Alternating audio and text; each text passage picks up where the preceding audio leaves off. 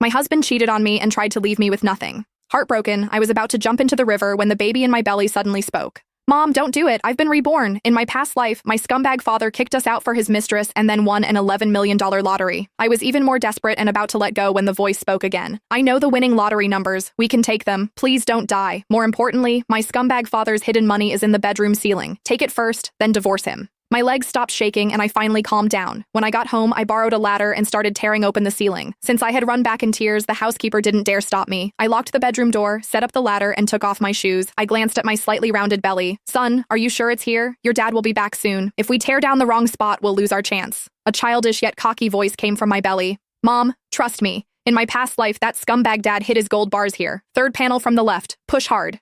I took a deep breath and climbed the ladder. My hands were shaking. Not from fear, but from excitement. Scott froze all my cards to force me into a divorce. He called it letting me calm down, but in truth, he was cutting off my money to make me submit.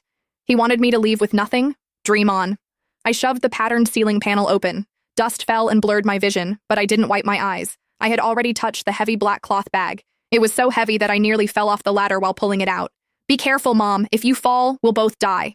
Don't jinx it. My hands shook as I opened the bag. Golden light flashed before my eyes. It was filled with gold bars. I had never seen so much gold in my life.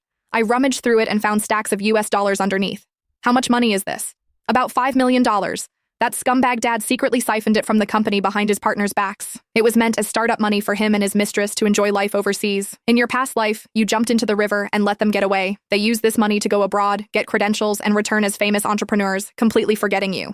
Hearing this, my anger exploded. Scott, you bastard! I built everything with you from nothing, and now that you were rich, you cheated on me, hid money from me, and even tried to drive me to death? I took the gold bars out one by one and packed them into the suitcase I'd prepared earlier. What if Scott finds out when he gets back? I stared at the dark opening, worried. If he found out, I might not even make it out of this house, let alone get a divorce. Mom, are you silly? Just stuff some old books into the box next to it so it looks full, then put the ceiling panels back. They haven't been opened in years. By the time he notices, we'll be long gone. I suddenly understood. I grabbed a few of Scott's showpiece books from the top shelf, stuffed them into the black bag, and put it back in the ceiling. Then I carefully secured the panels. I even wiped away the fingerprints on the edges. Then I sat on the floor, my heart pounding. Even jumping into the river hadn't been this thrilling. Just then, the door opened downstairs. Scott's impatient voice followed. Tara, did that crazy woman come back? I froze. Mom, don't give in. You're the victim now. Act desperate and make him think you've given up. I kicked the suitcase of gold bars deep under the bed, then messed up my hair and sat on the edge. I forced myself to calm down and tears immediately welled up.